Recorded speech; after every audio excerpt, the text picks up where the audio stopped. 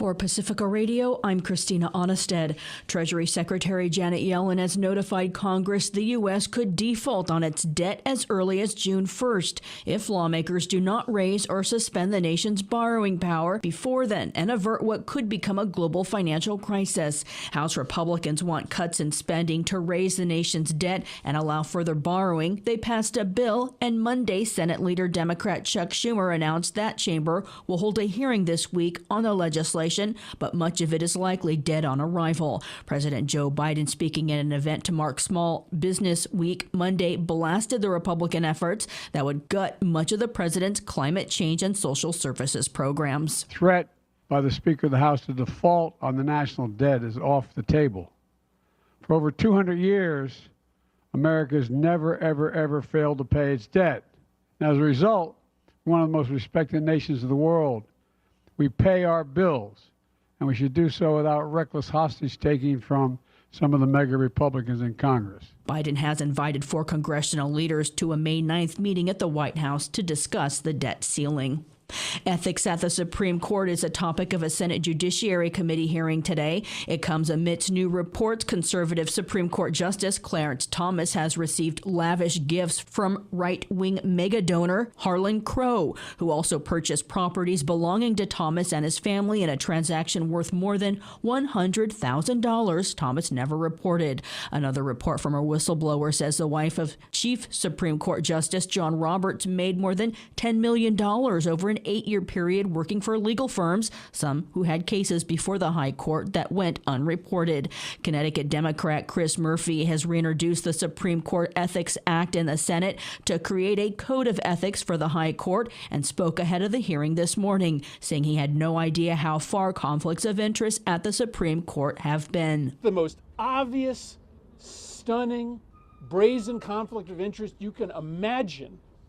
Individuals and companies that appear before the court, sending money quietly and privately into the pockets of Supreme Court justices. What is so stunning to me is that we can't all agree easily that this is out of bounds, right? Not everything in Washington, D.C. has to be left versus right. That bill is likely to gain any headway as Republicans control the House. Chief Justice Roberts declined a request to testify at the hearing today. A closed-door summit on Afghanistan has ended in Qatar without any formal acknowledgement of the Taliban-controlled government. UN Secretary General Antonio Guterres attended the summit and blasted the Taliban's repression of women, including the latest move to bar them from working for nonprofits and the United Nations. He warned the move will push the nation further to the brink of a humanitarian crisis. 97% of Afghans live in poverty. 2/3 of the population, 28 million, will need humanitarian assistance this year to survive. 6 million Afghan children, women and men, are one step away from famine-like conditions. The vast majority of our personnel providing vital assistance are Afghan nationals, and many are women aid workers. The current ban on Afghan women working for the United Nations and national and international NGOs is unacceptable and puts lives in jeopardy.